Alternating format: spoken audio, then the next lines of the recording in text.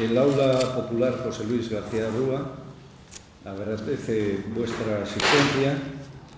a esta conferencia, Los fundamentalismos recíprocos,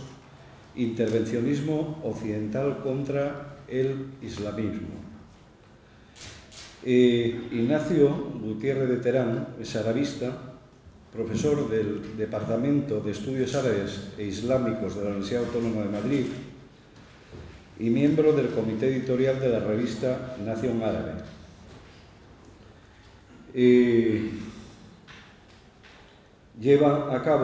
Tiene una carrera investigadora y profesional, fue becario del Instituto de Cooperación con el Mundo Árabe, traductor y corrector del Servicio de Árabe de la Agencia EFE en Granada, profesor asociado de la Universidad de Alicante del Departamento de Filologías Integradas, profesor contratado doctor de la Universidad Autónoma de Madrid, Departamento de Estudios Árabes e Islámicos, y es doctor en filosofía con una tesis titulada La cuestión confesional en Siria y Líbano, desde la Tanzimat hasta nuestros días, realizada en el año 2000. Si hay un aspecto con el que nos machacan sistemáticamente los medios de comunicación, es que en el mundo musulmán predomina el islamismo radical, símbolo de terrorismo islámico. Pocas veces nos hablan de los ultraortodoxos judíos que quieren reeditar el Israel bíblico, aún a costa de eliminar físicamente a los palestinos, y casi nada nos hablan del pensamiento de los cristianos renacidos o neoconservadores que mueven los hilos del mundo. Sin embargo, sin ánimo de restar protagonismo a Iñaki Gutiérrez de Terán, me parece interesante leer cuál es el pensamiento de aquellos que son la punta de lanza del pensamiento único en el mundo. Simplemente voy a hacer unas citas que hace unos días, el año pasado, en una convención anual de la Iglesia de los Bautistas del Sur, que hizo en un discurso que hizo Condoleezza Rice. Dentro de ella, dice ella, Estados Unidos gobierna en aras de propagar la justicia divina con vistas al advenimiento del fin de los tiempos. Una de las citas de ella. Dice, el presidente Bush y yo misma compartimos la convicción de que América puede y debe de ser una fuerza de bien en el mundo. El presidente y yo creemos que los Estados Unidos deben de seguir comprometidos como líder del mundo en sucesos más allá de nuestras fronteras. Creemos esto porque estamos guiados por el mismo principio persistente que da nacimiento a nuestra propia nación. La dignidad no es un don del gobierno y sus ciudadanos, ni un don de los hombres entre ellos. Es la gracia divina a toda la humanidad. Estas ideas nos apuntan a que el mundo actual está sometido a un proceso de fundamentalismos contradictorios que están generando en estos momentos pues, el mayor de los sufrimientos en bastantes lugares del mundo. Voy a dejar la palabra a nuestro conferenciante, que por supuesto estará bastante más documentado sobre el tema. Gracias por la asistencia y agradezco a los organizadores que me hayan invitado a estar aquí. Yo voy a intentar ser breve en mi exposición para dar paso luego a un turno de preguntas y respuestas. No sé si se oye bien. ¿Se oye bien ahora? Sí. Para dar paso luego a un turno de preguntas y respuestas, me voy a centrar ahora en esta exposición en algunos asuntos principales, algunas cuestiones sobre terminología, sobre el aspecto del fundamentalismo en un lado y en otro, el fundamentalismo religioso quiero decir, y también cómo este combate o diatriba entre los fundamentalismos está dando lugar al estado de tensión y de conflicto permanentes que estamos asistiendo en numerosas regiones del planeta, por cuestiones evidentes que luego explicaremos, buena parte de estos conflictos y tensiones se están produciendo en el ámbito islámico, en un arco geográfico que englobaría desde Mauritania hasta la península malaya, incluyendo algunas regiones tan sensibles como es Asia Central, Oriente Medio o el Cuerno de África. Son situaciones de las que hablaremos más detenidamente. Cuando decimos fundamentalismo nos referimos sobre todo a una corriente de pensamiento que nace en un ámbito anglosajón, más concreto protestante, y dentro de ese ámbito protestante quizás diríamos evangelista. Ya sabemos que la corriente evangelista es muy variada, con un gran número de iglesias y de secciones.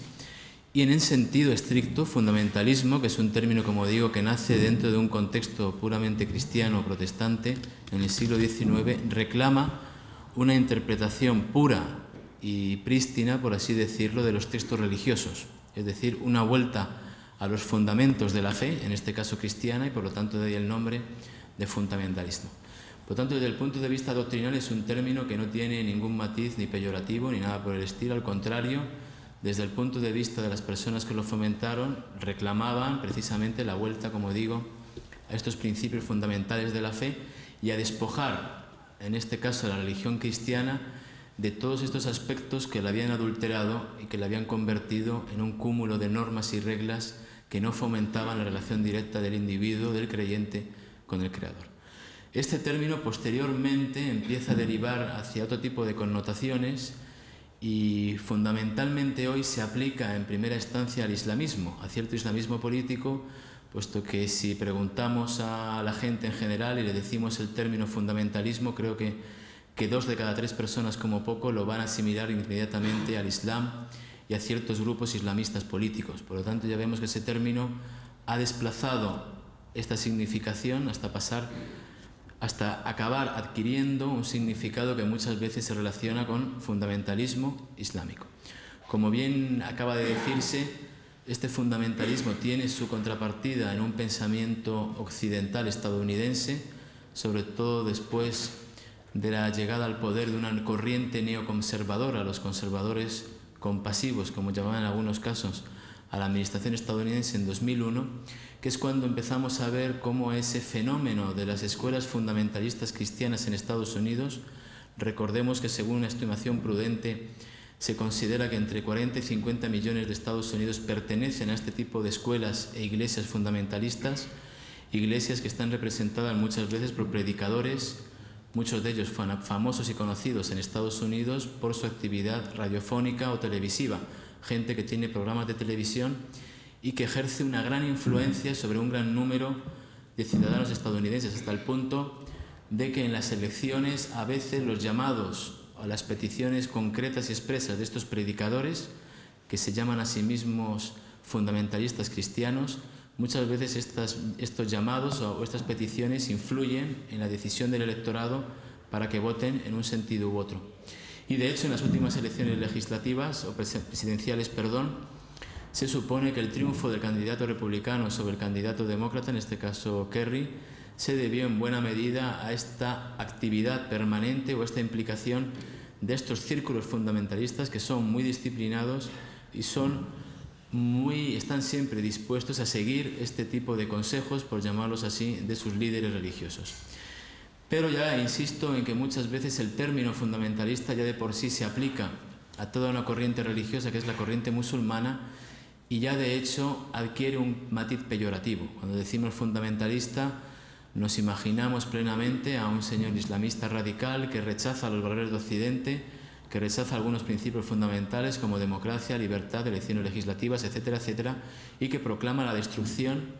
de estos valores y la imposición de una serie de valores retrógrados, digámoslo así, basados en una lectura muy rigurosa de los textos religiosos islámicos. Por supuesto, desde el punto de vista de estos movimientos islamistas, que ya diremos después son tan amplios como variados y por supuesto corresponden a muchas tendencias, este término fundamentalista se rechaza por lo que lleva en sí de matiz peyorativo y solo se acepta en el sentido original del término, es decir, si fundamentalista es seguir y comulgar con los fundamentos primeros de la religión, es decir, los fundamentos de pureza y de comunión plena en la relación entre el creyente y el Creador, evidentemente son fundamentalistas. Si se aplica en el sentido peyorativo que hemos dicho antes, evidentemente lo rechazan. El caso es que, dejando a un lado estas disquisiciones terminológicas, vemos que hay un conflicto evidente entre este tipo de fundamentalismos, el choque de fundamentalismos, como se suele decir en algunos casos, y que por un lado u otro se fomenta con diversas tendencias y con diversos objetivos. Por lo que hace al fundamentalismo que llamaríamos cristiano occidental, un fundamentalismo que ha servido para recubrir buena parte de las políticas occidentales y más en concreto de Estados Unidos en la región islámica, tengamos en cuenta que se trata de un fundamentalismo que sirve para justificar una serie de políticas que en el fondo tienen objetivos claramente económicos y hegemónicos. A nadie se le escapa que el mundo islámico, que recuerdo que es una amplia franja de territorio que va desde Mauritania hasta la península malaya, incluyendo zonas, como hemos dicho antes, como Oriente Medio, Asia Central y el Cuerno de África, o el norte de África también, es un territorio donde se concentran las mayores riquezas petrolíferas, un territorio también donde tenemos las mayores riquezas energéticas del planeta, reservas probadas y supuestas, un territorio también de una gran importancia estratégica, puesto que muchos de estos países, sobre todo zonas como Oriente Medio y Asia Central, son el puente entre regiones de gran importancia dentro del ámbito geoestratégico mundial y son regiones, por lo tanto, de una gran significación y, sobre todo en el caso de Oriente Medio, de una gran importancia para el devenir de todo lo que ocurre en el planeta. Por lo tanto, es una región que, se quiera o no, tiene esa importancia en muchos sentidos, desde económica a geoestratégica, y por lo tanto no es casualidad que desde hace ya 2 o 3 siglos se haya convertido, sobre todo el ámbito árabo-islámico dentro de esta gran región islámica, se haya convertido en uno de los centros prioritarios de acción de las potencias hegemónicas, generalmente occidentales, y que por lo tanto este tipo de conflicto económico, social y político muchas veces quede revestido de cuestiones religiosas. En este caso vemos cómo el aspecto religioso ha acabado convirtiéndose para muchos en la causa principal de lo que algunos llaman también el choque de culturas, o esta controversia o esta dialéctica entre este bloque occidental, que muchas veces uno no sabe muy bien dónde empieza y dónde acaba, porque generalmente cuando se dice Occidente, por lo menos desde la otra orilla, se piensa en primera instancia en Estados Unidos, y ese otro bloque islámico que muchas veces también se quiere reducir a algo compacto, homogéneo, que no tiene variedad y que no tiene ni siquiera divergencias en su seno, cosa que es falsa. Por lo tanto, con estas citas que se acaban de mencionar ahora, vemos que efectivamente hay una convicción por parte de la dirección estadounidense de que las políticas que se están llevando a cabo en buena parte del mundo islámico, desde Irak, Afganistán, por ejemplo, son políticas dictadas por un bien común, por un bien universal que además va en consonancia o va en paralelo a las verdaderas virtudes de la religión cristiana, una religión que se presenta en este sentido, sobre todo desde el punto de vista de la administración estadounidense, como una religión que fomenta una serie de valores de igualdad, de democracia y de derechos humanos, valores que el Islam rechaza en esencia, puesto que su propia identidad, su propia naturaleza, no contempla este tipo de valores. Por supuesto, esta lectura podríamos pensar algunos que es el principal ánimo o el principal justificante de esta política de expansión, pero en realidad, desde algunos puntos de vista, se trata de, ante todo, una política de expansión que responda a criterios económicos, estratégicos y políticos, y que se reviste muchas veces de un tipo de argumentos y de justificaciones que van en la línea de lo religioso y lo fundamentalista en el sentido estricto del término. Por el lado islámico vemos que este tipo de fundamentalismo islámico radical, violento y criminal en muchos casos no responde a un ánimo de expansión o a un ánimo agresivo, sino que responde muchas veces en primera instancia a un ánimo de respuesta a lo que se considera una agresión, y que a partir de ahí se fomenta otra vez un discurso religioso que en muchos de los casos pretende disfrazar una cuestión de desigualdades económicas y sociales con aspectos meramente religiosos. Recordemos que este fundamentalismo islámico, que ya digo que muchas veces es considerado el culpable en algunos sitios de gran parte de esta controversia entre los dos ámbitos, este fundamentalismo islámico nace como potencia política y como potencia militar, por decirlo así, únicamente a partir de los años 60, cuando en el mundo islámico se produce el derrumbe de las corrientes nacionalistas y de izquierdas, que dejan un espacio abonado para esta corriente religiosa religiosizante que impone una lectura, como hemos dicho antes, muy descarnada y muy rigorista de los textos religiosos. Es solo en ese momento cuando empieza a aparecer una escuela fundamentalista radical que hunde sus raíces en una serie de lecturas de la tradición musulmana, lecturas que proceden de siglos anteriores, y por lo tanto en el ámbito doctrinal tenemos una corriente que a la hora de imponer una serie de criterios sobre la población se basa en la lectura, sesgada o no, de lo que sería la religión musulmana. Por supuesto, muchos de estos grupos van a alegar que en ningún caso están leyendo mal o malinterpretando los textos religiosos, y probablemente el mayor insulto que se le puede hacer a un fundamentalista musulmán o a un integrista musulmán, más aún los de la corriente radical, el mayor insulto que se le puede dirigir es decirle que él ha falsificado los fundamentos del Islam y que no ha seguido los dictámenes de tolerancia y de convivencia que, según otros sectores dentro del Islam, aparecen claramente destacados en la tradición profética y en el texto revelado del Corán. Por lo tanto, este tipo de movimientos, insisto, doctrinalmente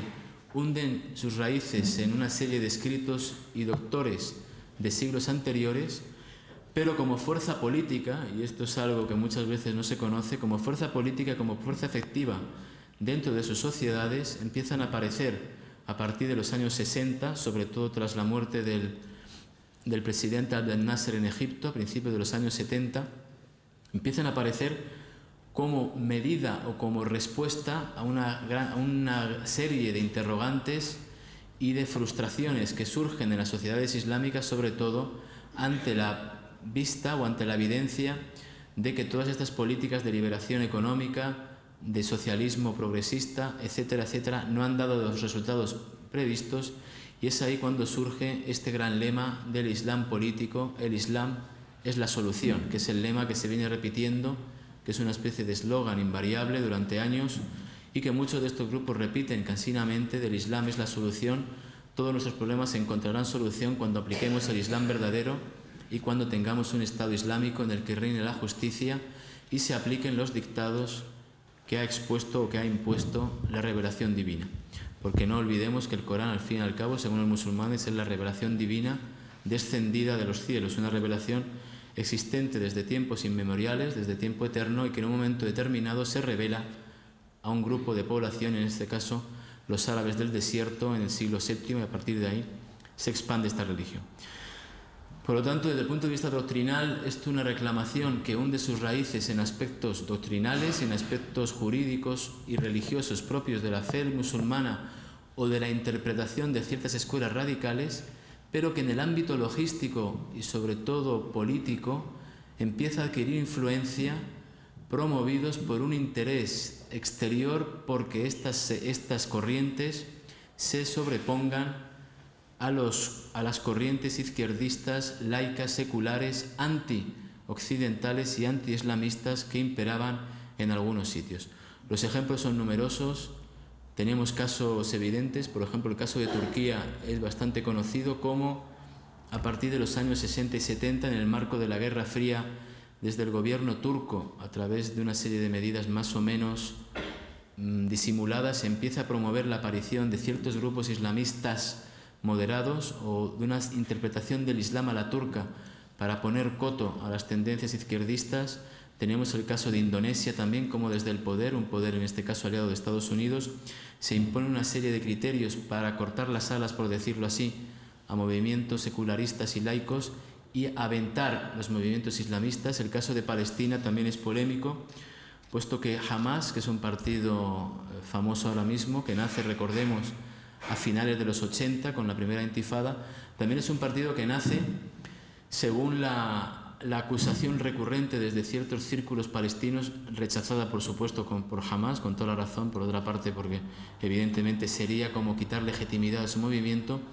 pero siempre estos círculos laicos de la izquierda palestina han dicho que Hamas de un modo u otro fue suscitado o fue promovido de una forma indirecta por Israel para servir de contrapartida a este tipo de movimientos laicos. El caso más evidente, y creo que es un caso indiscutible, puesto que otros casos como el propio de Hamas están sujetos a discusión y podríamos entrar en un debate de hasta qué punto corresponden a movimientos externos, pero un caso evidente es el caso de Al-Qaeda y el caso del movimiento del yihadismo en Afganistán. Por supuesto, los talibanes, ni antes de los talibanes, los mujahidines afganos que lucharon contra los soviéticos, doctrinalmente no son una creación de Estados Unidos. Sería absurdo pensar que doctores musulmanes como Ibn Taymiyyah o incluso Sayyid Qutb, que fue uno de los grandes pensadores del Islam radical en Egipto y que murió en la cárcel torturado por el régimen de Abdel Nasser, es absurdo pensar que doctrinalmente estos grupos hunden sus raíces en un pensamiento importado de un fundamentalismo occidental o que hunden sus raíces en una invención ideológica de Estados Unidos o de Occidente, puesto que ya digo que muchas veces sus reclamaciones y reivindicaciones teóricas se remontan al siglo XII, al siglo XIII, al siglo XIV en algunos casos. Pero sí es verdad que logísticamente y como fuerza política fueron financiados y aupados por Estados Unidos en un momento, insisto, de guerra de la lucha fría. Recordemos que Al-Qaeda, que es el gran exponente de este fundamentalismo islamista radical terrorista, que es el gran precursor de estos movimientos más o menos locales de lucha por vías violentas contra los intereses occidentales y casi siempre contra intereses musulmanes, contra la población a veces en general. Recordemos que este movimiento nace en Estados Unidos financiado y aupado por la inteligencia estadounidense, por los servicios de espionaje, que recibe adiestramiento y financiación directa o indirecta a través de dos servicios secretos de países musulmanes, Pakistán y Arabia Saudí, países musulmanes que también se han encargado, con la mirada atenta de Estados Unidos, de promover un Islam radical y rigorista, un Islam centrado en la aplicación de normas estrictas y de normas que van contra los derechos individuales y públicos. Y este movimiento de Al-Qaeda, y antes de ello los mujahidines, empiezan a ejercer una fascinación fulgurante en todo el mundo islámico como movimiento bien organizado, bien armado, que tiene una base popular y que consigue acabar con el que en aquel momento, o consigue expulsar de Afganistán, con el que en aquel momento era el segundo ejército más poderoso del mundo. Esto provoca una fascinación que en buena parte de las sociedades islámicas da a entender que hay modelos de lucha contra la opresión, en este caso contra lo que se consideraba opresión comunista, y que sirve para ensalzar los valores del Islam. No se caía, por supuesto, porque en aquel momento no interesaba, en la evidencia de que estos movimientos estaban armados y financiados por Estados Unidos y por sus satélites, y tampoco se caía en la evidencia de que estos movimientos no promovían una interpretación abierta y racional del Islam, sino todo lo contrario, promovían un ensalzamiento de la aplicación de la ley islámica, puesto que si algo tienen en común estos grupos es la presunción de que el Islam de por sí es un sistema de códigos cerrados, un código político que solo tiene que aplicarse, y la forma más evidente de este código es aplicar las sanciones, lo que se llama en árabe hudud o sanciones islámicas, que es la parte más efectista de este tipo de doctrinas islámicas. Por eso los movimientos islamistas o los gobiernos que se dicen islamistas puristas, lo primero que hacen es siempre aplicar una serie de normas islámicas, como la lapidación de los adúlteros o la amputación de la mano de los ladrones, porque en realidad son efectos y son fenómenos que ellos consideran que resumen en primera mano lo que es la verdadera esencia del Islam político que ellos proponen. Otra cosa es la esencia de sus programas políticos y económicos, que muchas veces son faltos de coherencia, que están mal articulados, pero ya digo que parece que su primera obsesión es aplicar este tipo de normas, imponer autobuses donde haya separación de sexos, evitar que las mujeres vayan con la cara descubierta en ciertos sitios, etcétera, etcétera, como si esto fuera el fenómeno más visible y recurrente de este tipo de fundamentalistas. Recordemos que este tipo de prácticas fueron toleradas y fueron incluso auspiciadas por intereses occidentales, bien sea de forma directa o a través de Estados Unidos. Recordemos casos que quizás hoy serían un tanto irónicos y serían incluso sarcásticos. Si alguien recordase estos ejemplos, que por supuesto a los líderes y pensadores de la corriente estadounidense fundamentalista les horroriza recordar e incluso consideran como cosas banales o que en aquel momento no tenían importancia. Pero recordemos, por ejemplo, yo recuerdo a un secretario de Estado que llegó a Afganistán y que dijo de los mujahidines que los mujahidines son para Afganistán lo que los fundadores de la patria estadounidense son para el pueblo americano, es decir, Jefferson y compañía. También otra persona que dijo que los talibanes representan un mar de libertad en un océano de intolerancia. Es decir, este tipo de afirmaciones que ensalzaban el valor doctrinal y el valor de reivindicación territorial de los talibanes y que convertían a estos y a toda esa pléyade de movimientos que empiezan a aparecer en Afganistán, los convierten como en héroes nacionales no solo de sus sociedades, sino también como referentes de una lucha que Estados Unidos una vez más está librando contra el mal. En este caso el mal es la Unión Soviética y el bien son los Estados Unidos y, curiosamente, este fundamentalismo islámico que en los años 80 no era nada distinto a lo que es hoy. Y los talibanes de los 90, esa delegación talibana que va en los 90 a Texas a encontrarse con dirigentes de los intereses petrolíferos estadounidenses y que se supone llevan a cabo conversaciones para hacer o construir un oleoducto que vaya desde el mar Caspio afganistano a Turquía y que sirva de conducto y comunicación entre las riquezas de Asia Central y el Mediterráneo. En ese momento, como digo, estos radicales islamistas fundamentalistas no eran tan malos y no suponían un peligro desde el punto de vista doctrinal. Recordemos también, como hecho anecdótico, una de las películas Rambo, no sé qué serie es, pero una de las películas en la que el protagonista va a Afganistán a luchar precisamente junto con los talibanes, o mejor dicho, contra los mujahidines de la época, puesto que los talibanes, al fin y al cabo, no son más que una extensión de esos combatientes islámicos. Y es curioso ver, y es, ya digo, que mueva risa y al mismo tiempo da idea del cinismo en el que estamos sometidos, en el que estamos inmersos desde hace un tiempo. Es curioso ver a Rambo en algunas escenas dando palmadas a un barbudo y diciéndole: vosotros sois ejemplos de libertad y de lucha. Eso evidentemente es un tipo de cosas que a mucha gente hoy le horrorizaría ver, pero como vivimos en este estado de amnesia, como esta nueva corriente de la estrategia occidental impone la amnesia de un año para otro, evidentemente lo que hace un año valía, ahora no vale, o con otras palabras, simplemente en aquel momento no existió. Y cuando uno demuestra con pruebas que hubo un apoyo y hubo una financiación de estos grupos islamistas, dicen que aquellos eran otros tiempos, había una estrategia distinta, el enemigo era otro y por lo tanto eso está plenamente justificado. Ya digo que desde el punto de vista logístico y político estos movimientos surgen ahí. Recordemos la fascinación que en muchas sociedades islámicas en los años 80 ejerce la figura del afgano. Cuando alguien decía fulano es un afgano, la gente lo consideraba en mayor estima, sobre todo si era el padre o el hermano de este afgano en cuestión. El afgano era una persona que iba desde su país de origen, Afganistán, a luchar contra los soviéticos. Recordemos que estamos hablando de sociedades represivas y dictatoriales donde evidentemente un movimiento tal de gente que va a luchar en otro sitio no pasa desapercibido,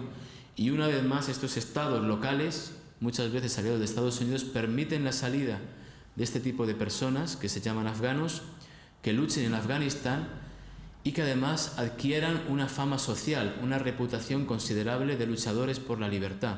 Luchadores con Stinger, luchadores con tecnología de última mano de la CIA, luchadores adiestrados por militares estadounidenses y británicos. Ahí están varios libros escritos por estos para comprobarlo. Y cómo es en Afganistán que se forma este grupo llamado Al-Qaeda y cómo posteriormente muchos de estos activistas vuelven a sus lugares de origen con una práctica militar y con una concepción de lo que es el Islam y de lo que es la lucha completamente radical y en muchos casos violenta. Y es así que surge el llamado problema de los afganos, que a partir de los 90 se convierte en un gran problema en muchos países, y un caso claro es el caso de Argelia, como a partir de los 1991, cuando se anulan las elecciones legislativas y empieza a aparecer el movimiento radical islamista llamado salafista, muchos de estos afganos se van a dedicar a adiestrar a células radicales violentas que van a llevar a cabo, junto con la represión brutal del régimen militar de Argelia, van a llevar a cabo esta espiral de violencia que va a costar la vida a decenas de miles de personas y que va a provocar una serie de crímenes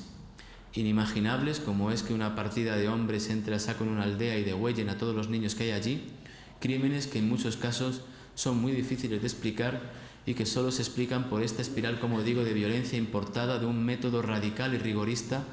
de una gente que acaba convirtiéndose en un modelo afgano de ejecución sin pensar de los mandatos de sus líderes, y también alimentada, como no, esto es un elemento importante, por una represión brutal de un servicio o de los servicios de inteligencia de los cuerpos militares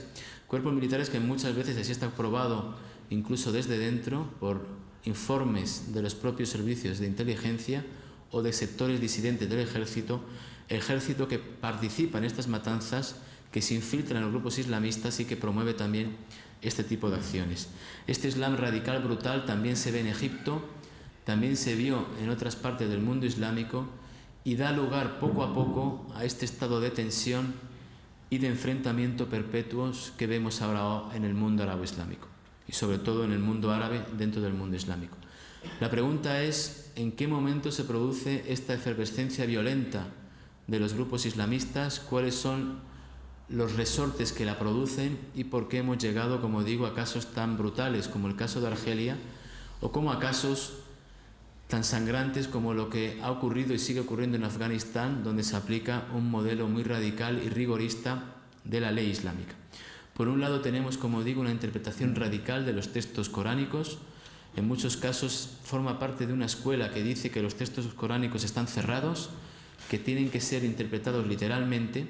y por lo tanto en aquellos aspectos en los que la revelación islámica es más clara, por ejemplo en la cuestión de las sanciones, como hemos dicho antes, castigo a adúlteras o amputación de mano de ladrones, etcétera, etcétera, o en lo que suponen ellos que es la postergación de la mujer a un segundo plano, en este tipo de acciones no se permite ningún tipo de interpretación y se aplica esta ley de forma radical. A partir de ahí se sigue a un segundo escalón y es algo que no había ocurrido nunca en la jurisprudencia islámica ni en la tradición islámica, que es en el siglo XX se dice que hay que imponer este tipo de lecturas del Corán y de la tradición profética. Aquí es donde nace el islamismo político, es decir, un movimiento político que llama a aplicar una teoría basada en la religión, en la interpretación cerrada y universal de la religión, una ley que vale para todos los tiempos. A partir de este momento se llega ya a otro punto de inflexión violento. A partir de aquí, quien no aplique este tipo de normas será considerado hereje y por lo tanto se le podrá combatir. Este es un salto cualitativo que explica por qué muchos de estos grupos han llevado a cabo atentados brutales contra la población musulmana. Hagamos un inciso y digamos de paso que a pesar de lo que pudiera parecer, el 95% largo de las víctimas de la violencia islamista son musulmanes y muchos de ellos musulmanes moderados que pertenecen a facciones islamistas que no van en la línea del islamismo político radical, y tenemos ejemplos amplios. A partir de este momento se crea esta visión de que hay que anatemizar, hay que considerar infiel a aquellos musulmanes que no apliquen esta ley, esta norma, y por lo tanto es lícito empuñar las armas contra ellos e incluso contra aquellos ciudadanos musulmanes que no hagan nada para luchar contra el poder ilegítimo y corrupto. Es decir, en algunos sitios, por ejemplo, hemos llegado a ver cómo grupos islamistas han emitido fetuas o edictos jurídicos, como ocurrió en Argelia con un emir llamado Az-Zawahiri, que fue probablemente el emir más violento y criminal del GIA, el grupo islamista armado. Emitió una fetua en la que dijo que toda la población argelina es infiel y por lo tanto su sangre es lícita. Y a partir de aquí empiezan una serie de matanzas que incluyen, como hemos dicho antes, entrar a saco en aldeas y matar a toda la población que hubiese en ellas, población que en algunos casos eran simpatizantes de grupos islamistas moderados, como el caso del Frente Islámico de Salvación. A partir de aquí se abre ya una situación en la que todo es lícito, todo se puede justificar con tal de llevar a cabo estas matanzas, desde la muerte de niños a poner una bomba en un mercado, con argumentos tan peregrinos como que si muere un musulmán inocente irá al cielo, si esto ha servido para acabar con la vida de un policía o con la vida de un militar del país que sea. Y así se llega a este Islam político, violento, que justifica todo este tipo de acciones con una máxima que es la imposición del Estado Islámico. Por supuesto, esta espiral de violencia que aparece en contextos determinados se difunde más y se acrecienta más por dos factores externos. Uno principalmente es la represión brutal de los regímenes locales que no dejan ningún margen de acción ni de expresión política a los grupos de la oposición, puesto que oposición como tal no existe, ni siquiera algo parecido a la sociedad civil. Recordemos que en muchos países musulmanes no solo están prohibidos los partidos políticos, sino incluso los sindicatos o asociaciones vecinales que vayan más allá de un barrio. con lo que queda clara la imposición que se hace a cualquier tipo de asociación o de comunidad, y por lo tanto a partir de ese momento, de esa represión que muchas veces es violenta, que se basa en la tortura, en la coerción, años y años, se va produciendo este rechazo de violencia por parte de los grupos islamistas, que se van haciendo más fanáticos y violentos con el paso del tiempo, y es una espiral de violencia en la que entramos, de violencia contra violencia, que lleva a casos extremos, como he dicho, como el caso de Argelia, donde al final no se sabía quién cometía los atentados, si los cuerpos de seguridad, si los grupos islamistas radicales o menos radicales, o si incluso alguna facción disidente de algún grupo que nadie alcanzaba a saber. Pero tenemos otro elemento externo, que es por supuesto la incidencia de la potencia occidental hegemónica, que es Estados Unidos, cómo esta potencia, a través de su apoyo a regímenes corruptos y dictatoriales, fomenta esta visión de la violencia, de que en muchos grupos se justifique la violencia porque es la única forma de intentar cambiar regímenes corruptos y apoyados por Occidente, y de rechazo por extensión. La población asocia dirigente corrupto y represor con Estados Unidos y con apoyo de Estados Unidos. Por desgracia, un elemento que ha alimentado con mucho la aparición todavía más de este fundamentalismo radical islámico, que se está convirtiendo en un referente de lucha en muchos sitios, otro elemento que ha fomentado más aún el caso del fundamentalismo religioso islamista, es la acción de Estados Unidos, directa o indirecta, en la región, sobre todo de Oriente Medio. Bien sea a través, como digo, del apoyo de regímenes como el de Arabia Saudí, que recordemos desde los años 60 ha venido financiando grupos y organizaciones islamistas que han acabado a su vez cobijando organizaciones radicales, pero sobre todo a raíz de la invasión de Afganistán e Irak, cómo se ha producido todavía más un perjuicio a lo que podría ser la imagen de un proyecto democrático y secular de corte occidental en el mundo islámico, puesto que el ejemplo claro de Afganistán e Irak ha dado a entender a muchos musulmanes que lo que Estados Unidos pretende no es imponer un sistema democrático, sino simplemente favorecer sus intereses al precio que sea. El caso de Afganistán es claro. Cualquier persona que vaya a Afganistán hoy verá que las mujeres siguen sin tener ninguna libertad de asociación, y apenas pueden salir a la calle en muchos sitios, salvo en algunas zonas concretas como Kabul. Podrá ver que los señores de la guerra han vuelto a dominar amplias zonas de Afganistán, donde imponen su ley. Muchas veces es una ley basada en una interpretación radical de la ley islámica. Veremos también en Afganistán como incluso una de las grandes proclamas de Estados Unidos, que era acabar con el cultivo de opio, ha ocurrido justamente lo contrario. Se fomenta el cultivo de opio para pagar a los señores de la guerra y para que los señores de la guerra entren en una espiral clientelista con la potencia ocupante, y etcétera, etcétera. Conclusión: ni hay libertad en Afganistán, ni hay seguridad. Muchas zonas del país siguen siendo objeto de combates entre los talibanes y lo que queda, o lo que se supone que son las fuerzas militares o las fuerzas policiales, y en realidad no hay ningún tipo de sistema democrático ni de sistema de representación. El caso de Irak también es muy difícil de explicar a muchos musulmanes que creyeron, en este caso no fueron muchos, pero sí hubo alguno, que creyeron que con todo la invasión de Irak iba a promover al menos un nuevo modelo democrático en el mundo islámico. Y por desgracia para estas personas, que por ingenuidad o por voluntarismo querían pensarlo así, la realidad les ha vuelto a quitar la razón. Entre otras cosas porque, curiosamente, y esta es una de las paradojas de la relación de Estados Unidos con el fundamentalismo islamista, que por un lado dice combatir a ultranza y que dice que es el mayor enemigo de la libertad y de la estabilidad mundial, y sobre todo los valores de democracia y concordia de Occidente, es paradójico que Estados Unidos haya impuesto su sistema de ocupación en Irak a través de grupos fundamentalmente islamistas. Eso es algo que mucha gente no valora, que mucha gente intenta dejar a un lado. Recordemos, la ocupación de Irak se hace esencialmente desde una capital, que es la capital de Irán. Hablo desde el punto de vista logístico, desde una capital donde se reúnen los grupos de la oposición iraquí, islamistas chiíes y kurdos, y entre ellos acuerdan promover este tipo de apoyo a la invasión, y a partir de la invasión crear un gobierno entre ambos sectores. Recuerdo una foto muy expresiva en este sentido, que también da a entender un tanto la hipocresía y sarcasmo con la que se está llevando a cabo el expediente iraní, como si resulta que Irán no hubiese sido clave para favorecer la invasión de Afganistán e Irak, pero recuerdo una foto entre Talabani y el señor al-Hakim, Talabani el líder de uno de los dos grupos kurdos de Irak, y al-Hakim el líder de la mayor formación chií islamista de Irak. Un acuerdo, y a partir de ahí se crea este tipo de poder en el que dominan los grupos islamistas. Si uno se va a Basora, por ejemplo, en el sur del país, verá con toda la tranquilidad milicias islamistas, milicias de barbudos, que van con varillas o que van con bastones, combinando a las mujeres a llevar bien el velo o cerrando a la fuerza aquellos locales donde suponen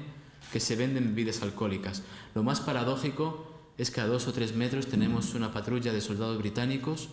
o en otro sitio de soldados estadounidenses que miran tranquilamente la escena y no hacen nada por impedirlo. Esto da a las claras, es una imagen cotidiana de una sociedad que supuestamente ha sido democratizada, da a las claras no solo que la noción de democracia impuesta desde fuera ha creado una visión dentro del mundo islámico de que se está jugando con una gran hipocresía en este sentido, sino que da a las claras también o que deja perplejos a muchos ciudadanos de este ámbito, es decir, ciudadanos que consideran que se está llevando a cabo una campaña de hostigamiento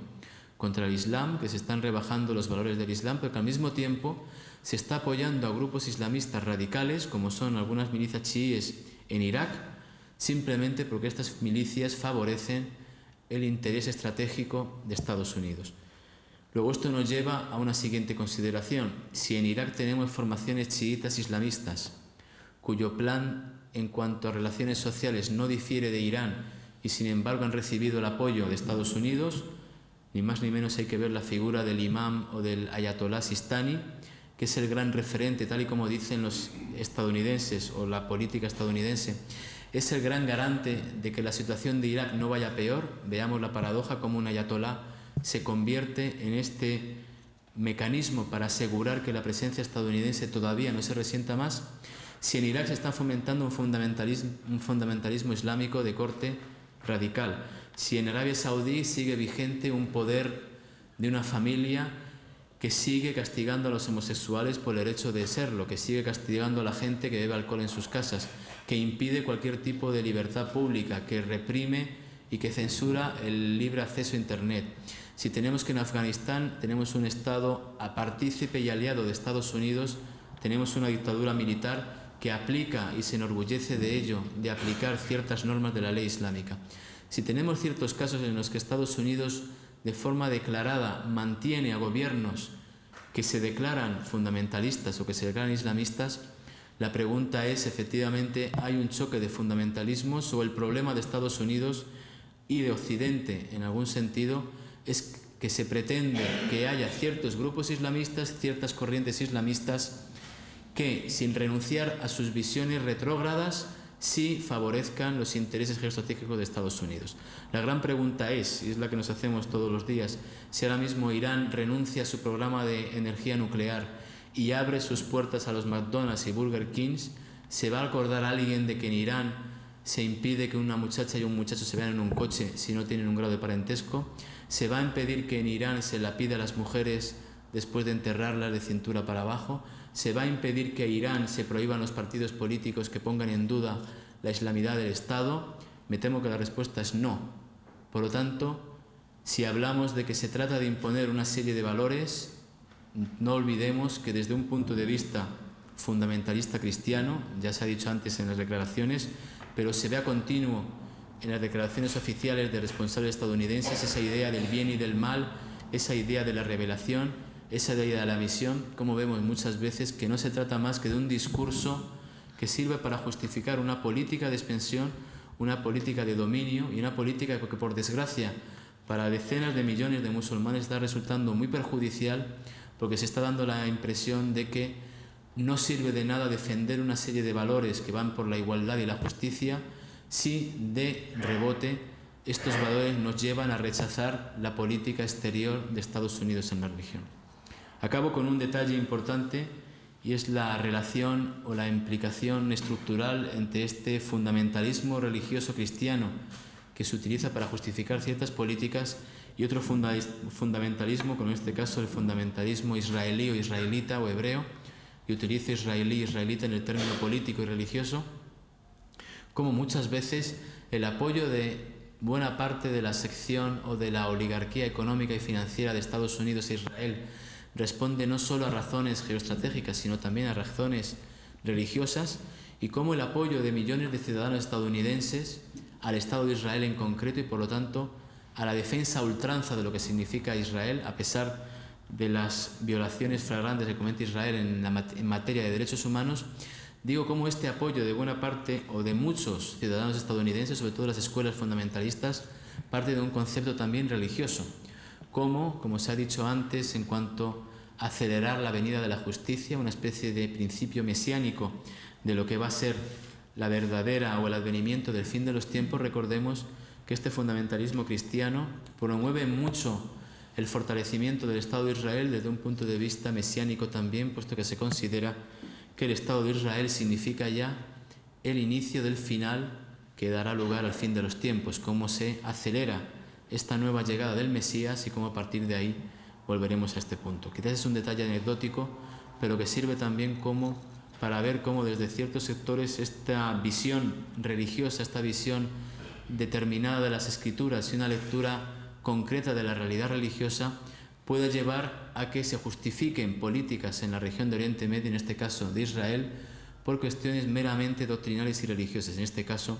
apoyar un fundamentalismo determinado. Bien, termino aquí. Gracias.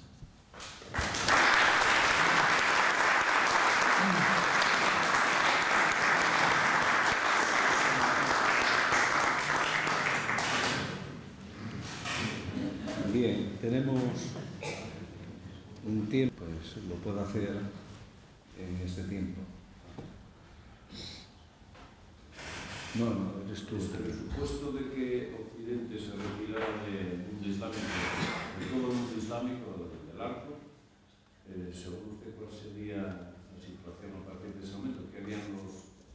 ¿Cómo se comportaría el mundo islámico globalmente? Si todos los occidentales salieran de ahí por las circunstancias que fueran, ¿cuál sería el camino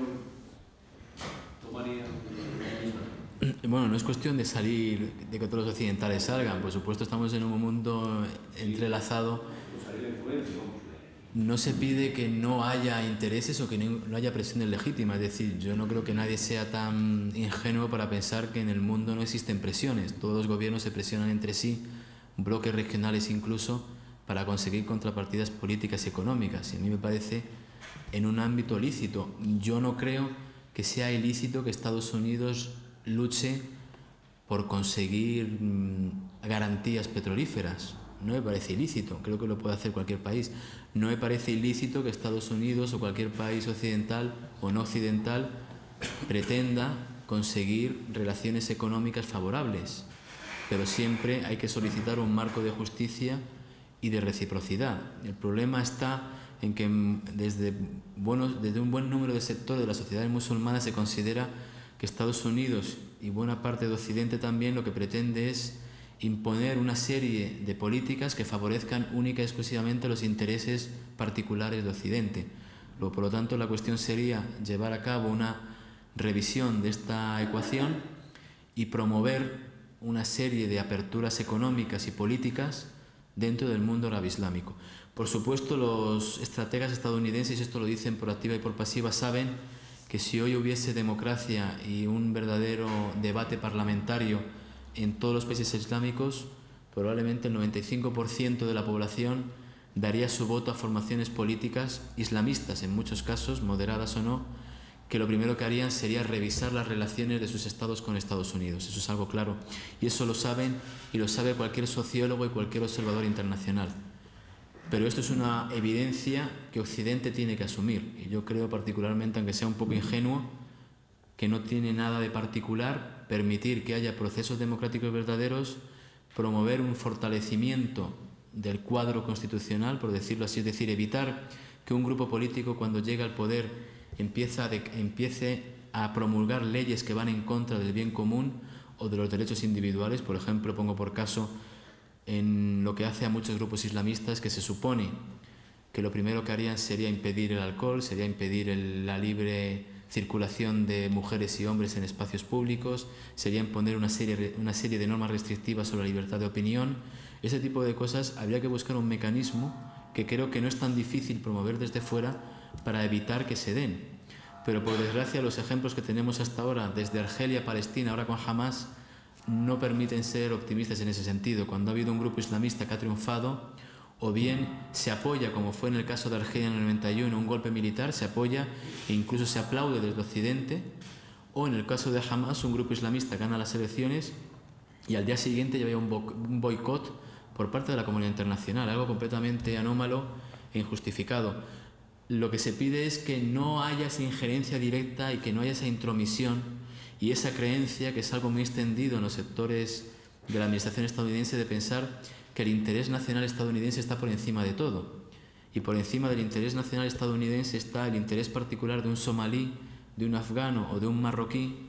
que piensa que porque una empresa estadounidense se lleve una serie de dividendos, está sufriendo un estado de empobrecimiento y de falta de libertades. Si se pudiese llegar, yo digo ya, intento ser práctico y decir, bien, intentemos llegar a un punto en el que Estados Unidos y Occidente mantenga una relación no de depredación y de abuso de estos países, sino de oferta y competencia legítima. Y puede ser que llegásemos a resultados un tanto particulares y a lo mejor sorprendentes. Y de hecho ya hay estrategas y analistas estadounidenses que están diciendo la salida a largo plazo de nuestro problema en Irak y en toda la región es promover democracias verdaderas, aunque sean democracias que van en contra de nosotros. Porque más vale estas democracias con las que al final a lo mejor podemos dialogar y al cabo de 5 o 10 años incluso podemos firmar acuerdos económicos que no sean tan ventajosos como ahora, por supuesto, pero que tengan alguna ventaja. Esto puede ser más productivo que este caos destructivo, o este caos constructivo, perdón, que se está viendo que ni siquiera está favoreciendo sus intereses, porque está favoreciendo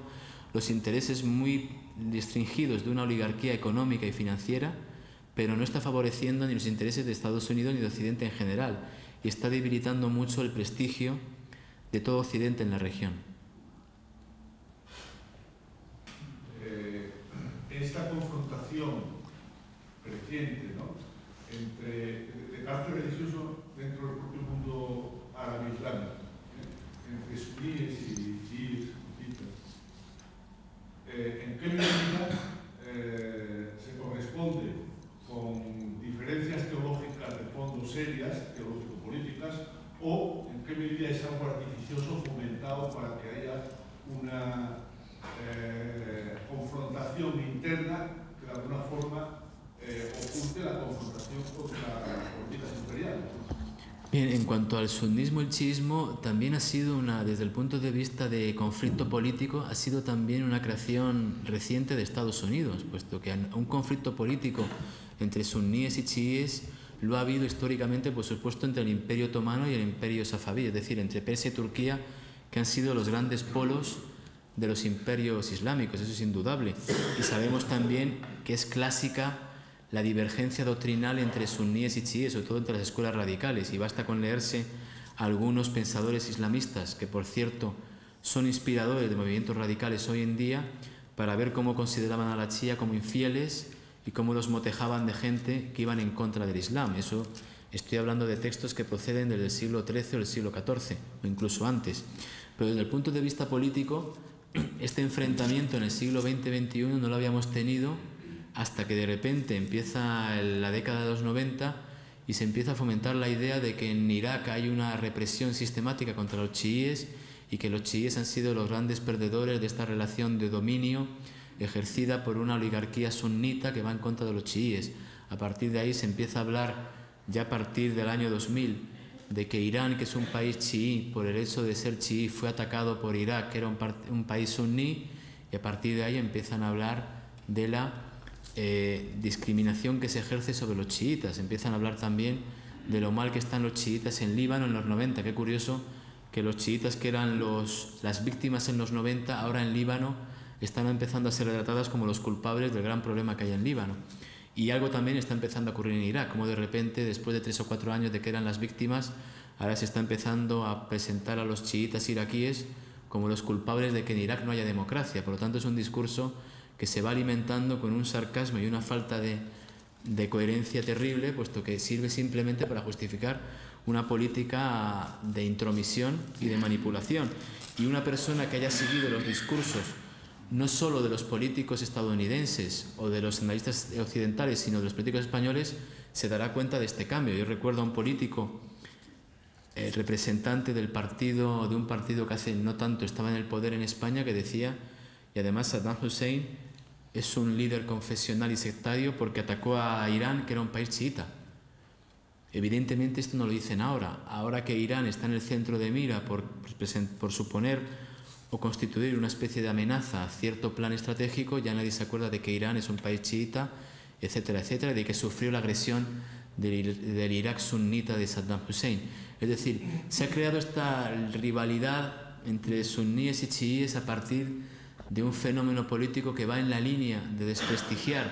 a cierto fundamentalismo islamista. Recordemos, en los años 90 Al-Qaeda era el máximo enemigo de las corrientes izquierdistas, posteriormente, muy posteriormente, de la corriente capitalista, pero también era un enemigo declarado de todo el chiismo. Y era un enemigo declarado de Irán, lo mismo que los talibanes. Los talibanes, cuando se daban abrazos con la familia Bush en Texas, se tiraban bombazos, por decirlo así, con el ejército iraní, que era un país chiita. Luego, por lo tanto, tenemos esa esquizofrenia que se intenta crear en un primer momento, y a partir de ahí, cuando de repente se convierte en Islam fundamentalista sunita en el gran enemigo, se empieza a elevar a categoría de mártir toda la escuela chiita. Entonces se empieza a hablar de la represión que sufren en Irak, de que no tienen derecho a llevar a cabo sus prácticas religiosas, y curiosamente se da esa imagen de controversia y diatriba entre los dos sectores, cuando cualquier persona que conozca el mundo islámico verá que con sus más y sus menos, por supuesto, la convivencia en la calle entre musulmanes, chiítas y sunitas ha sido cordial a lo largo de las épocas. Insisto, ha habido diatribas doctrinales, no se puede negar, ha habido enfrentamientos aislados, esporádicos en algún momento, pero desde luego nunca habíamos llegado en la historia del Islam, salvando los primeros siglos, nunca habíamos llegado a este estado de confrontación abierta o posible confrontación abierta entre musulmanes sunitas y chiítas, como estamos viendo no solo en Irak, sino también en Líbano, movimientos de tensión que se están produciendo en Arabia Saudí con la minoría chiita, movimientos también de tensión que se están viendo en Bahrein, la situación de la comunidad chiita en Pakistán, que es muy complicada, y todo esto, insisto, está dentro de un contexto internacional revuelto y confuso en el que se promueven este tipo de polémicas y este tipo de tensiones. Y desde luego, si aplicamos el principio de Arquímedes de que un objeto introducido en el agua equivale al espacio desalojado, es decir, ocupa el espacio que se desaloja, o incluso a veces llega a desalojar otro espacio u otro elemento dentro de ese espacio, vemos cómo se está produciendo eso, se está incidiendo mucho en esta supuesta antítesis entre sunismo y chiismo, y se está desalojando otro elemento fundamental, que era un elemento de convivencia y de interés mutuo dentro de estas sociedades. Muy bien. No, vas tú. Dos preguntas muy breves. Todos hemos visto un poco la victoria, digamos, de Hezbollah, entre comillas. No han sido capaces de descubrir sus escondites de armas, ni siquiera de cargarse a ninguno de sus dirigentes. Claro, nosotros tenemos la lectura que Occidente nos proporciona, pero no tenemos acceso, a ignorancia, a la prensa, digamos, árabe. Entonces la pregunta es la siguiente. ¿Qué dicen los periódicos árabes y cómo califican ese punto de inflexión de que realmente, de alguna manera, es la primera victoria que una comunidad árabe nativa, diríamos, sobre lo que es el ejército israelí o sobre el ejército americano directamente? ¿Hasta qué punto, primero, qué opinión tienes tú sobre el tema, por lo que has leído, y por otra parte, qué es lo que dice la propia prensa árabe, vamos, por lo menos la prensa, digamos, más progresista, en el sentido de que ha caído la invencibilidad o la supremacía militar, creo que ha habido 2 años en América, con Venezuela, con otros países que se han sublevado eficazmente de los americanos. Bien, en cuanto a la prensa oficial, desde que no va la pregunta por ahí, pero la prensa oficial y sobre todo los medios de comunicación árabes y los gobiernos han reaccionado con mucha frialdad a la victoria de Hezbollah. E incluso en algunos sitios se consideró, recordemos el caso de Arabia Saudí, que oficialmente consideró la acción de Hezbollah que dio lugar a esta agresión israelí, es decir, el apresamiento de unos soldados israelíes la consideró como una medida orquestada desde Irán que iba en contra de los intereses del Líbano, y se dijo que Hezbollah está atentando contra los intereses nacionales del Líbano. Incluso hubo imames o alfaquíes, ulemas, que decían desde las mezquitas: no recéis por el triunfo de Hezbollah porque seréis malos musulmanes. Esta dicotomía que desde un punto de vista oficial, no solo desde Arabia Saudí, sino desde muchos sitios, como se daba a entender que Hezbollah aquí no actuaba de una forma árabe, de una forma islámica, sino actuaba al dictado de los intereses de Irán y sobre todo para socavar la identidad libanesa, da a entender cómo dentro de esta estrategia de conflicto se crea esta imagen también dentro del mundo islámico de partición entre un partido que se supone que va en contra del gran enemigo de la cuestión musulmana, como sería para muchos Israel, y de los intereses locales de estos gobiernos. Por supuesto, esto creó un frente de rechazo, si se puede decir social, puesto que es difícil hablar de sociedades por la falta de libertad de expresión y por las cortapisas que hay, pero sí creó una especie de rechazo, puesto que buena parte de las poblaciones musulmanas, suníes o chiíes, consideraron que Hezbollah representaba en algún sentido, desde su punto de vista, la lucha de la nación islámica contra la opresión y la injusticia de un proyecto neocolonial como podría ser el de Israel. En ese sentido, sí que estos medios de comunicación sí que destacaron la importancia de la acción de Hezbollah, y con independencia de las disparidades ideológicas, puesto que no olvidemos que Hezbollah es un partido islamista que tiene también, se quiera o no, un plan de acción basado en la ley religiosa y en la interpretación islámica de la realidad política, pero sí se decía con cierta envidia: mirad que es una organización seria, una organización bien armada, bien estructurada, con gran apoyo social, que no se ha corrompido y que ha sido capaz de vencer en 2 ocasiones al ejército israelí. En el año 2000, cuando se obliga a la retirada israelí, y en el verano pasado, cuando se produce esta victoria que desde Israel se ha dicho que fue una victoria de Hezbollah. Luego, desde el punto de vista organizativo, social y de implicación en ciertos ámbitos sociales, sí que se destaca mucho la acción estructurada y organizativa de Hezbollah. Pero ya digo que ha habido esa especie de rechazo, de reacción muy fría por parte de muchos gobiernos. ¿Por qué digo esto si la pregunta era sobre los medios de comunicación progresistas? Porque medios de comunicación progresistas no hay. Entonces, es decir, medios de comunicación progresistas árabes, salvo algún boletín semioficioso de algún partido más o menos de izquierda, de derecha, de lo que sea, es decir, que no se sabe muy bien por qué tenga un margen de libertad, hay muy pocos. Y recordemos también que la mayor parte de los periódicos árabes internacionales se publican en Londres o en Europa, y la gran mayoría están financiados con dinero saudí. Con dinero saudí que evidentemente impone una serie de normas. En este caso, las normas son servir en algún sentido la política de Arabia Saudí y Estados Unidos en la zona. Y periódicos internacionales que tengan cierta cobertura, hay un periódico que se publicaba también en Londres, regentado por un palestino,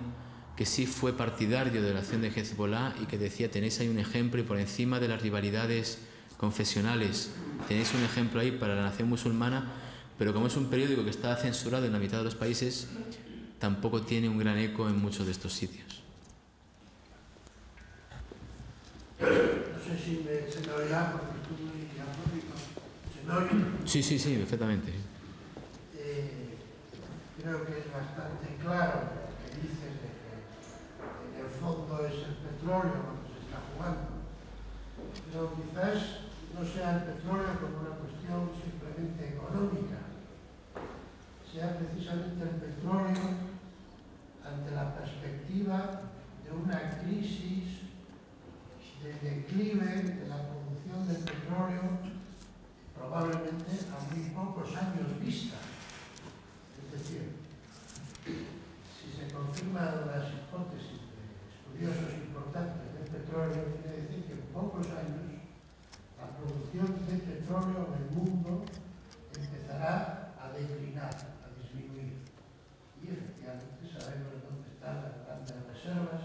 la gran producción de petróleo. Este declive del petróleo coincide con el declive precisamente de la hegemonía americana, como citabas. En esta fase de expansión del capitalismo a nivel mundial, las consecuencias son ponerlos a ellos en grandes apuros. Entonces, quizás pensarlo desde ese lugar, como que lo que se juega en realidad es mucho más que un negocio, que es la hegemonía mundial, y no solo asegurarse un suministro, sino asegurarse el control de la producción y distribución de petróleo en el mundo, sea la razón más que suficiente para el Pentágono y el hace de prender fuego en todo Oriente Medio y en medio mundo si hiciera falta. No sé qué piensas. Sí, estoy de acuerdo en parte. Yo no he dicho que uno de los factores sería el petrolífero, pero desde mi punto de vista hay una especie de mistificación sobre la importancia que juega el petróleo y los recursos energéticos en la política exterior de Estados Unidos. Siempre he pensado que Estados Unidos tiene resortes para controlar el mercado del petróleo y la producción del petróleo de forma directa, y de hecho lo ha hecho durante años. Es decir, ha controlado a Arabia Saudí, que no olvidemos es la mayor productora y donde se estima que están las mayores reservas. Ha controlado la producción del petróleo iraquí, tanto con Saddam Hussein como con el embargo. Lo ha controlado en el ámbito del mercado, de la producción y mercantilización. Controla de forma indirecta y ha controlado a la OPEP, sobre todo por Arabia Saudí y los países del Golfo, y por lo tanto ha tenido un control, aunque parezca que no, de este tipo de recursos, puesto que al fin y al cabo, exceptuando algunos países de producción importante, pero media en comparación con Arabia Saudí y la zona de Oriente Medio y Asia Central del Caspio, las grandes empresas estadounidenses son las que han dirigido los proyectos de expansión, de prospección, etc. Evidentemente, asegurarse los recursos directamente de petróleo es una de las opciones que se han llevado a cabo, y de hecho la invasión de Afganistán y de Irak, no solo porque de forma directa han llevado un control directo a estos dos países, sino porque ha promovido una colaboración estratégica y directa con los países de la zona, desde Uzbekistán a países como Emiratos Árabes. Recordemos que ahora mismo Estados Unidos tiene bases militares en 2 de cada 3 países de la región, que va desde Líbano a China, lo que supone también un peligro notorio para China, que China sabe perfectamente desde hace años por dónde van todos estos tiros y qué es lo que se está cociendo aquí en el ámbito geoestratégico y de control de reservas. Por otro lado, China está intentando contraatacar con una expansión petrolífera en el continente africano, desde Nigeria, Angola, etcétera, etcétera. Es una cuestión que excede un poco el ámbito de esta charla, pero siempre he creído que este tipo de acciones, algunos dicen que demuestra, como se acaba de decir, el principio del declive estadounidense, como una especie de imperio herido que empieza a sentir que le faltan sus bocanadas y que empieza a actuar un poco como el imperio japonés en la Segunda Guerra Mundial, es decir, una salida o una huida hacia adelante para intentar encontrar nuevas medidas de apego y sobre todo de buscar una presión directa sobre aquellos actores internacionales y así hacer que participen de forma directa en su estrategia. Es una teoría defendida por algunos politólogos como Emmanuel Todd y compañía, que dicen que Afganistán es el inicio del declive estadounidense y que Estados Unidos ahora mismo ha caído en su misma trampa del capital internacionalizado, que ahora mismo en Estados Unidos los grandes capitales ni siquiera son estadounidenses, sino que proceden de fuera,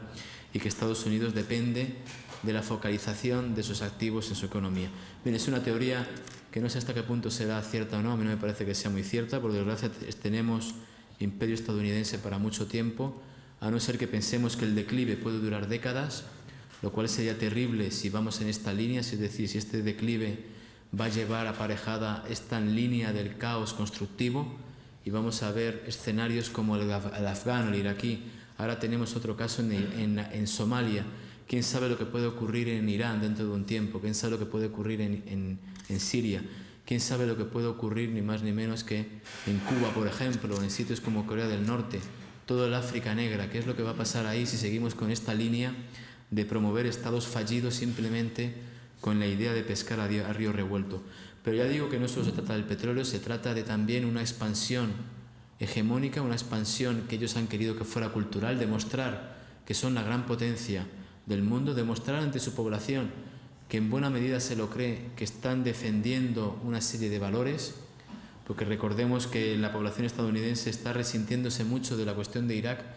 pero no porque no piensen que Estados Unidos no defiende unos valores, sino porque piensan que no lo está haciendo del todo bien. Esa es la gran paradoja de la cuestión. Por tanto, se trata de eso, del petróleo, de la expansión hegemónica, de la proyección de que somos un gran Estado con fuerza, del control directo de ciertos lugares estratégicos de gran importancia, etcétera, etcétera, una serie de cuestiones que van mucho más allá del petróleo, que ya digo, que en cierto sentido estaba controlado, aunque pudiera parecer que no,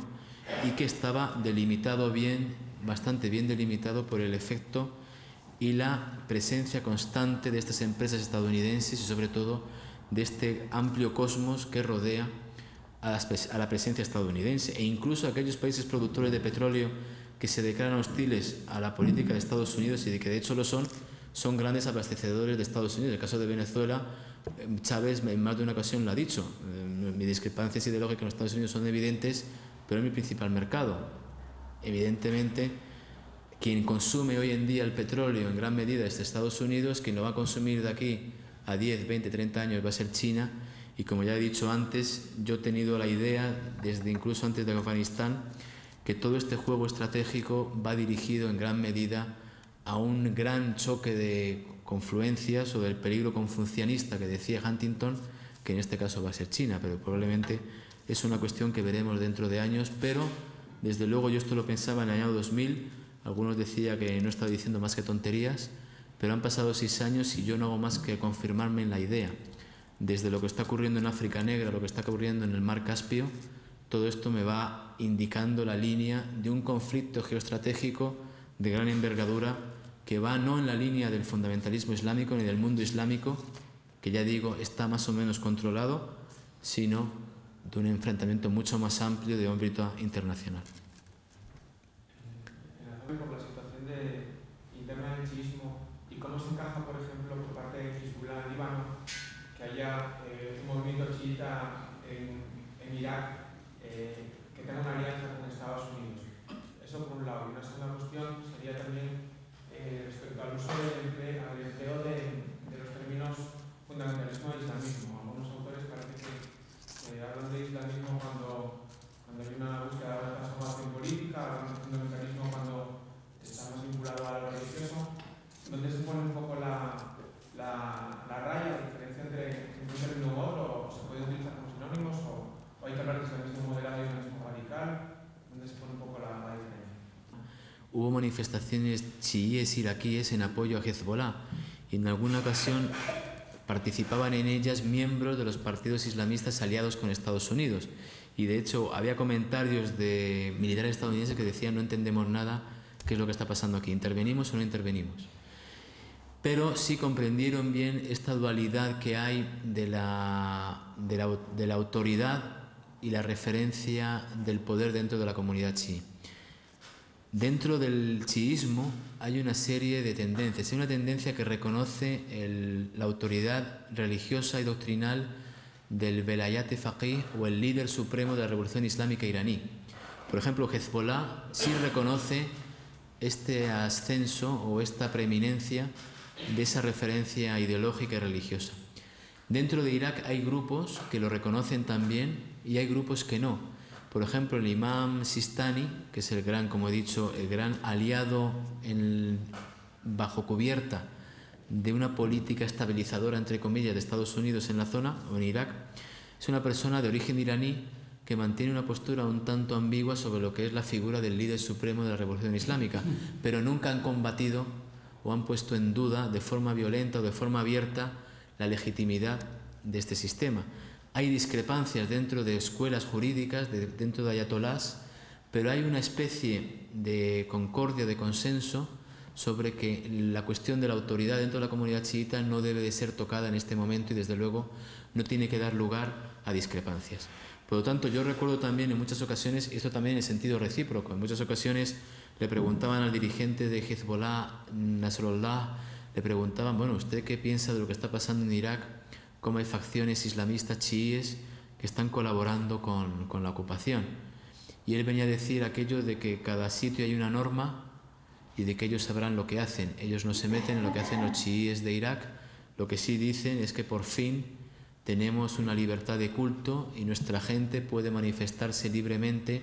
y expresar su fe religiosa en la calle, cosa que no podían hacer en otro momento. Es decir, él intentaba evitar la cuestión y centrarse en aquellos aspectos positivos que, para su entender, declaraban o mostraban una concordancia entre las dos escuelas. Y de hecho, si uno va de Líbano a Pakistán, dentro de la comunidad chií, verá que hay discrepancias en algunos casos, incluso en la colaboración o no con Estados Unidos, pero no se pone en duda de forma radical lo que hacen otros grupos dentro de esto tan variado como es el ámbito chií, ya que desde dentro se ve que ahora, hace unos años y sobre todo ahora, están viviendo un gran momento de reivindicación y de reclamación de una serie de identidades que hasta estos momentos no se les dejaba reivindicar según su punto de vista. Y en cuanto a la terminología, he dicho que los islamistas dentro del mundo islámico rechazan el término fundamentalista y utilizan dos términos generalmente, que es islamismo político y renacimiento islámico. Por supuesto, para un islamista o para un musulmán de esta corte es absurdo hablar de islam político, puesto que para que ellos el islam es político por naturaleza. Consideran que el islam es Estado y religión. Por lo tanto, un buen musulmán tiene que aplicar la ley islámica, que es una ley ante todo, que vale para la política, para la economía, para todo. Entonces ese término para ellos no les dice nada. Si se les llama islamista, es un término que aceptan más que nada para entenderse, pero que rechazan si tiene ese matiz que intenta dar a entender que son musulmanes con un matiz de progresión con respecto a los otros musulmanes. En ese sentido, para ellos, el buen musulmán es el musulmán islamista, es decir, el que dice que hay que tener un Estado islámico. Más o menos abierto, con elecciones, no con elecciones, con principios de tolerancia más o menos reconocidos, pero que haya un Estado donde se permite y se respeta y se aplica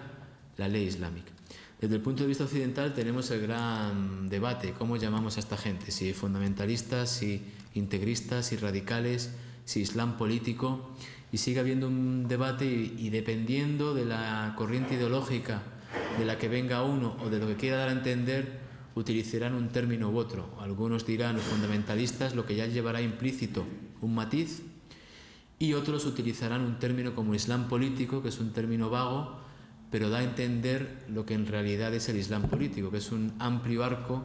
que va desde grupos salafistas, yihadistas, grupos radicales que promueven la aplicación de la ley islámica a rajatabla, o grupos más tolerantes que dicen que lo importante ahora no es aplicar la ley islámica, sino promover un Estado plural donde haya libertad y donde por lo menos todos se puedan expresar y que de una forma libre podamos concurrir las elecciones y las ganemos. Que estos grupos tienen una agenda secreta que lo que pretenden es utilizar la democracia para imponer un sistema totalitario, probablemente en algunos casos sea así. En otros casos no tenemos por qué pensar que lo harán. Pero ya digo que quizás el término más neutro, aunque a lo mejor al fin y al cabo no signifique mucho, sea el de islam político. Muchísimas gracias.